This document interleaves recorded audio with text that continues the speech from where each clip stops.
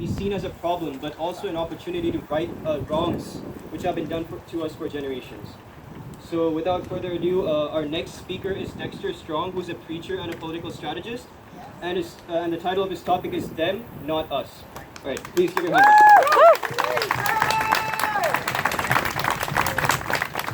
I don't know why y'all got me here after Jake. He said everything I was going to say, but just in a more prepared and eloquent way. What I will do, however, is focus on one aspect of his speech and extrapolate upon it, and that is we need to reframe this issue.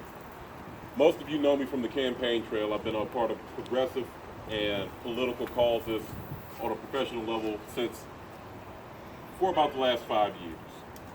And you need to understand that this fight has been atomized, as Jake iterated, individual against individual, worker against worker. That's how they frame this issue. The predominant narrative around climate change is one that is alienating to conservative-minded people. And when I use the word conservative, I don't mean it primarily as a partisan disposition. I mean it as a political orientation. People who see the world in hierarchical terms. People who are not motivated or oriented primarily morally by compassion, and who don't see the scientific community in the same way we do. Typically when we have these conversations, we tend to condescend to people who have the same class status, but different worldviews. And if we're going to be successful in getting the policies enacted that will save not only our country, our planet, but also our workers' lives, we have to learn a new discourse.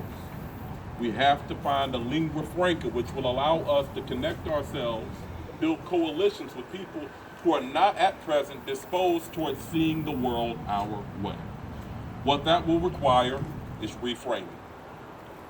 Now, as he mentioned, what I was going to talk about is them, not us, but he did an excellent job describing why it should not be us who feels the burden of climate change policy action, but the people who created the problem in the first place.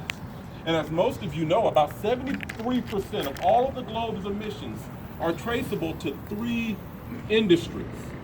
Industries, by and large, that are not controlled by you and I, but oligarchs all across the world who have determined that capital is more important than the planet. The accumulation of wealth is more important than people. So what we need to do is be focused on local policy actions that can work and that are politically viable. I have one recommendation from the list that Jake provided me that I think has unique viability, especially in the state of Alabama. The state of Alabama is currently ranked 38th in tax equitability, and that was before the gas tax. We're probably somewhere in the low 40s now. And what that means is that after the state applies its taxes, the gap between the haves and the have-nots widens. Alabama is one of 3 states, us, Mississippi, and South Dakota, which still taxes groceries. Alabama is overly reliant on consumption taxes and excises. So when we talk about taxing emissions, we have to talk about it in a way that will not scare people who already experience tax in a very problematic way. And when they hear that word, it's already been weaponized to dispose them against policies that would actually benefit them. On that list, you'll see something akin to an emission or carbon tax for the cities. And I think we can reframe that. I think we could call it a carbon dividend or a carbon investment. What that would allow us to do is posit a progressive solution to a problem that faces every worker.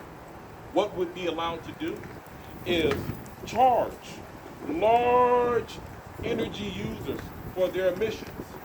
Cap it at a specific rate, so after that your rates go up. And every year we hand back the citizens a deductible on their electricity bill. And we kill 2 birds with 1 stone. We alleviate economic burdens on working class people in this city, while at the same time sending a very clear message to the business elites among us that you cannot continue to exploit the planet at the expense of those who inhabit it. I believe that these issues are at the core not only of the existential threat that faces us as a world population, but I believe this speaks towards the existential threats that we face every day. All of us that I know of here, at least, are working class. Most of us did not inherit vast amounts of wealth. We're seeking to create wealth really for the first time in our generation. What we have to argue, what we have to do, is move the locus of the conversation from what will individuals have to give up to what will corporations have to provide us. We have to move the locus of the conversation. Right now, the conversation has been turned in ways that will itemize and divide us, and we cannot have that. What we must do is find ways to reframe this conversation in ways that allow us to build coalitions, even if those coalitions are people or come from people that typically we don't politically align with. And what I have found, typically, if you can break down the ideological barriers and talk about the lived experiences of people who live in the same class reality, that's how we find common ground, that's how we build coalition,